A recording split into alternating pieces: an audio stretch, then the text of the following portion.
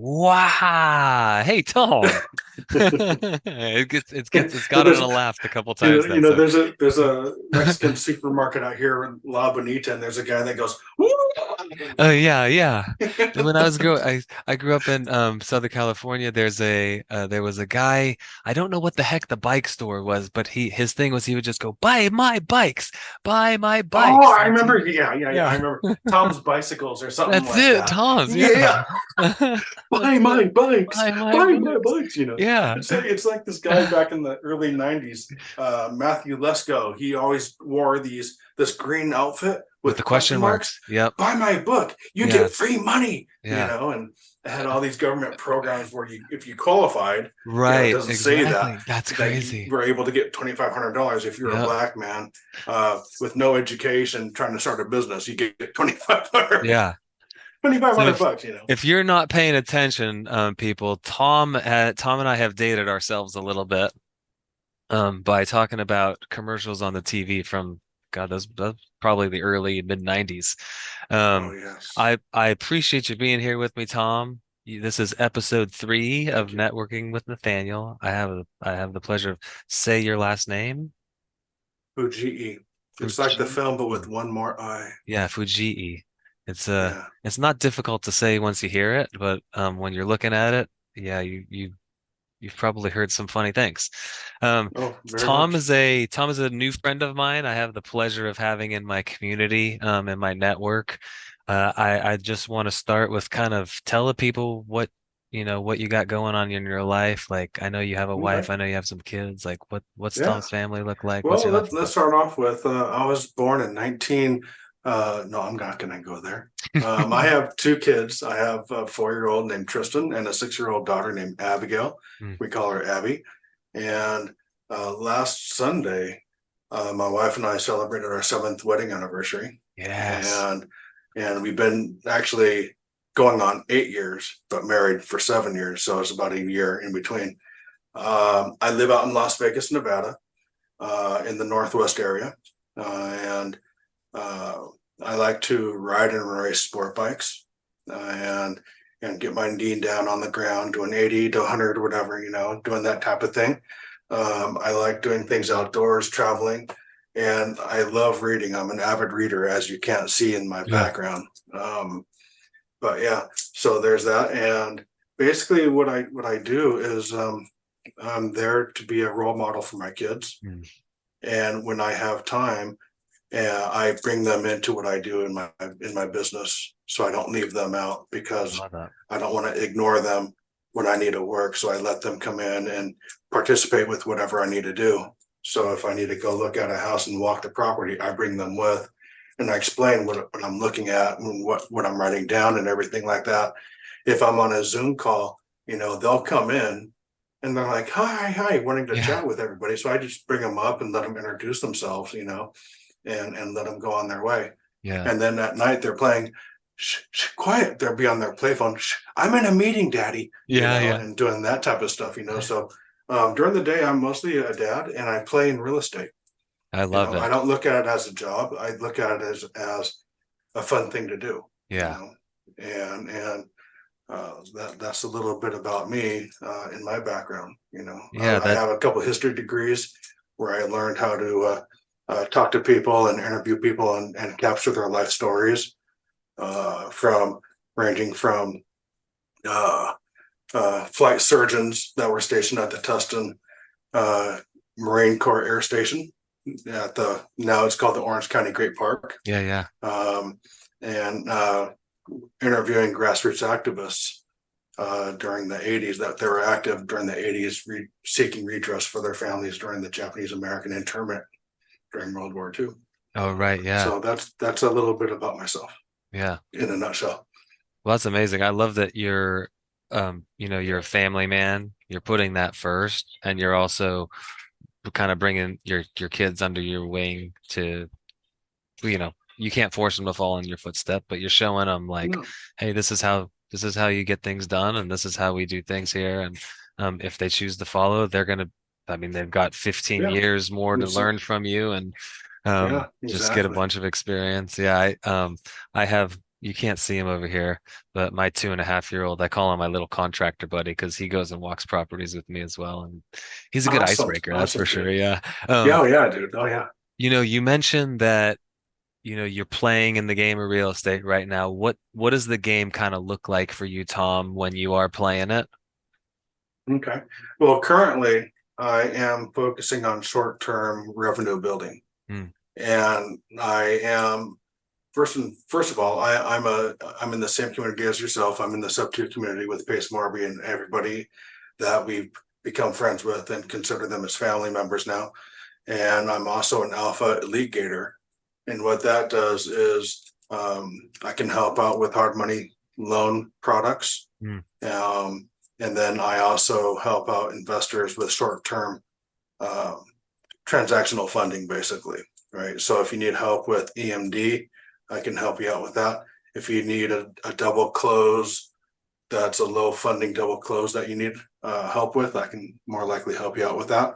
Hmm. But most of all, I've been doing small business bridge loans. Okay. It just kind of fell into place for me. So while everybody's chasing wholesalers, getting their EMDs and everything like that, I've been creating long-term relationships with people as of like 2.5 years ago when I first started in the real estate. And now I'm coming to them and saying, hey, this is what I'm doing. I'm taking a little break. I'm pursuing properties right now because I'm building up that revenue for the business now. And I'm helping people with loans a little bit. So one of them is a friend of mine, Tyson, who started up a wellness business, a wellness therapy business. I think we talked about this offline a little We bit, did, yeah. but it's a psychedelic therapy where he uses ketamine to help with PTSD and Mhm. those that are interested in meditating on a really deep and spiritual level, right? So he needed some help with advertising and paying for the contracted nurses that he's using. And what I do for collateral is I'm not going to get any shares for a business because if the business goes bankrupt, I lose my funds. I'm Right. not going to be able to recoup that. So what I've been doing is cross collateralizing with tangible assets that they have, where in case they do default, I can take ownership of that asset legally Hmm. and regain my money that way. So with this wellness center, we created a deed of trust, and we've put that on his property that he has out in Arkansas. So Okay. um, so that we have that. And the idea behind that is originally I was going to buy that. We came to terms and everything like that. And you guys can watch that conversation on my YouTube channel. It's negotiations with Tyson De La Cruz. It's about a 12-minute video, but it shows us having the conversation and negotiating a sale of a property that he owns that I'm interested in buying uh, Mhm. in order to do this. But he agreed, but we decided to do the deed of trust and JV on the product when the loan's done and tear down the property and build up a single family residence on that Right. on that lot. Yeah. So that's the reason behind that. Another one is a friend of mine owns a deep sea charter business, and it was in San Diego. He moved to Florida because his wife got a new job as a director of marketing at a hospital, Hmm. and he bought a boat out there. Needed help with repairing and maintenance on the other boat in San Diego, so he can sell. So I helped him out with that, and I used one of his business assets, not that were not shares, that collateralized my loan to help him out. Okay. So yeah, so that's How what did, I'm kind of doing right now. yeah, and how did you learn how to do all this like cross collateralizing and putting these deals together? It's protection. Yeah. I look at it as protection. I'm protecting my my funds in order to help people. So it's basically, well, I don't want shares of your business because in case you fail and go Right. bankrupt, I'm out 30 grand, 40 grand, whatever it is. And I don't want that to happen. Yeah. So I need something, just thinking outside of my head, out of my thoughts here, is I want something collateralized that's going to be worth my loan that you need help with Yeah. your business. Right. Right.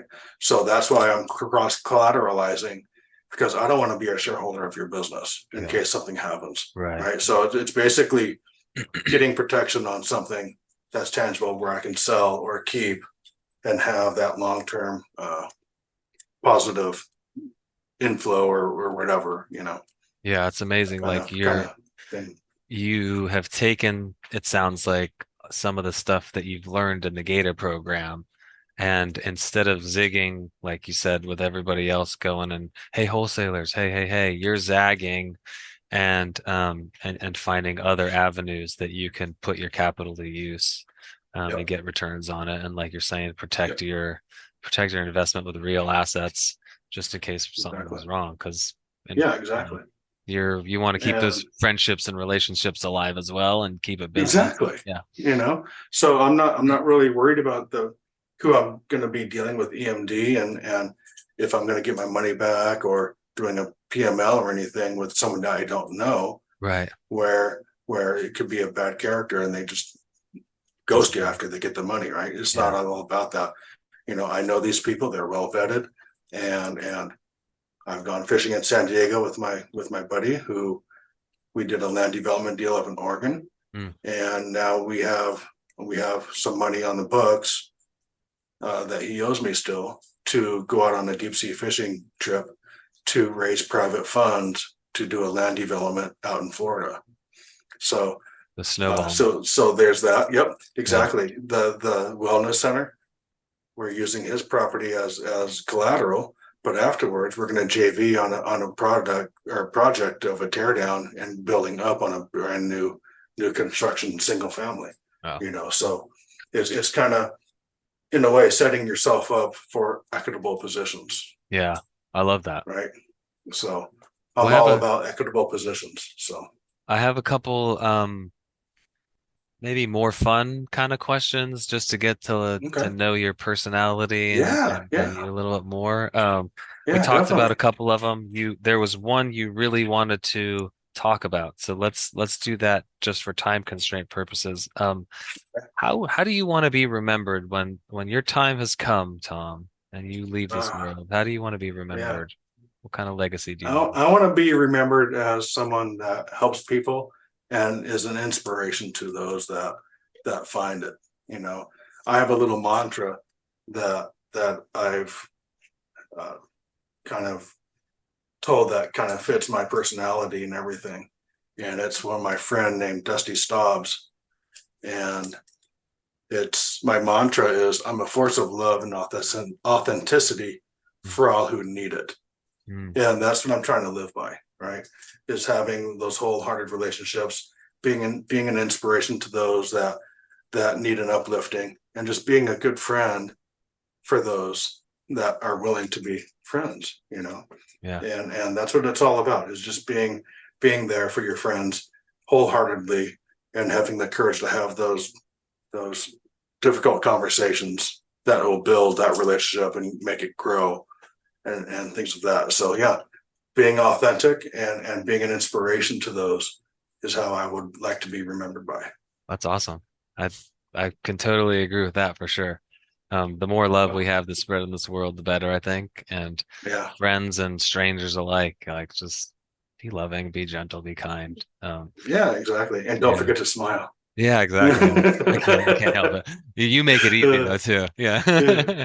Oh, yeah. I do have one more. We're running a little low on time here, but Okay. if you could think of one thing, like a kind of a life lesson that you've learned so far in your young time on this planet so Mhm. far, I mean, what would that lesson be? Like, how did you learn it? What did you take away from it? Just help Okay. these other listeners out here. Kind of like how you started up in your real estate business. You just Mm, kind of jumped in, right? That's my life lesson. mm, You know, I was forced to do something with the property because it was inherited to me, was left from my dad, and I didn't know what to do with it. And the life lesson I had to learn is doing a fix and flip property with no experience or no knowledge on how to do it. mm. That's my life lesson. So um, if we have time, basically my dad died in 18, left me a condo that my grandma bought back in 73. Nothing was ever fixed up or changed or anything. So it was all original and Wow. starting to come apart, right? Yeah. So after my dad died, I won't go into the details, but it was kind of horrid. Um, but I had to drive from Las Vegas to Montebello, California, off the 60 freeway Okay. downtown. It's like 15 minutes from downtown LA, Yeah. near the Whittier Narrows in that area. And I had to move things out, donate things, bring stuff back, bring all the Jeeps and his motorcycle back and everything, his motorcycles back. And I didn't know what to do with it. You know, I don't want to rental property in an out of state place, Yeah. right? And manage it myself, I don't want to sell it in this condition because I don't want to get pennies on the dollar, Right. right? And so I'm thinking, well, why don't I just fix it up and sell it on the market? So that's what I did. I went through like 3 to 4 different general contractors. I came out for a weekend and interviewed like 4 GCs Mm. and who would offer the most uh, uh, cost effective and quality of the project that they can do. Yeah. And so I hired one and paid like $91,000 to renovate the whole thing, put in recessed lighting, painted new stairs on there, new flooring, new kitchen, new bathroom upstairs, new half bath, all this stuff. And opening weekend, we sold it. We had 19 offers come in opening weekend, and the top one was 390 cash, closing in 10 days with no contingencies. Like, oh, So I had no idea what I was doing, yeah. right? So the contractor would come to my personal house because he has a relative out in Henderson out here. Hey, I'm a little short on cash, da, da, da, da, we'll take it in the bill and everything like that. I need a draw on the project. I'm like, okay. So Mhm. I was doing that, not knowing you're not supposed to do that, right? I did not have a scope of work, Mm. right? I didn't have any legal documents to have with the general contractor on, you know, um, this needs to be done this way, I didn't have any contract basically with the general contractor except Yeah. his own. I had nothing to protect me. Mm. The contracts were only there to protect him. Yeah. And I didn't know this, right? I didn't know you had needed a scope of work to have everything done with all the materials and everything like that. So everything was being shotgunned, Yeah. and I Been don't there, done like to that. be shotgunned. So Yeah. um, so after I got basically it was a triple. It's my first and only triple digit flip I've done with no Mm. experience. Yeah. So after agent commissions and everything, I got $265,000, which is by even though it is an inherited property, I still can consider it as a project and Yeah. something I did. Yeah. So with that, I went into Fortune Builders Mastery program to learn how to do this. So I Yeah. invested some of the money out of that to learn how to do this and get systems and processes in place. So when the next flip arises, I know what to do and how to do it and manage the whole thing. So that's my Yeah. life experience. I don't know if you intended, but I got two things out of that. One, towards the end there, you took profits and instead of going and buying a Lambo, which with 200,000, I think you can, I don't know, I've never been in the Lambo market, but you can buy a really nice car with that. Yeah, Instead of going and do that, what you did is you reinvested into yourself. You said, I flew by the yeah, seat of my pants here. Um, Maybe a little bit was luck, getting the right GC in there, being in the market at the right time, but I made a really good profit on this. I don't want to do this again where I'm flying by the seat of my pants. And you said, I'm going to go find a place where I can learn how to do this with some system and processes and actually make 6 digit flips every time or right. yeah, And right. then the other one is just taking action. Like I don't know, you said I don't know what the heck I wanted, or I don't know what the heck to do, but I know I don't want to sell it for pennies on the dollar. And so you just started taking action. What am I going to do? Well, I got to hire, I got to hire an interview and hire some general contractors. I don't know Right. if you're familiar with Bigger Pockets. I think probably you are. Mm-hmm. Yeah. The Brandon Turner on there, I might butcher it, but he tells a story about trying to sell his truck. He has no idea how to sell his truck. Well, what's something that he does know? Go wash the truck. because if I want to sell it, I got to have a clean truck. So he Mhm. says, that's his metaphor. That's his like little creed for taking action. Wash the truck, and I love that. I think just go out there and take action. So Yeah. that's kind of what you're boiling it down to. Uh, Tom, what are you looking for? I know you're looking you got some money burning a hole in your pocket, and you want to lend it out to some people that need it, and they're going to put it to good use. How can people bring deals your way, or what exactly are you looking for in a deal? What's going to be a good lend for Well, you?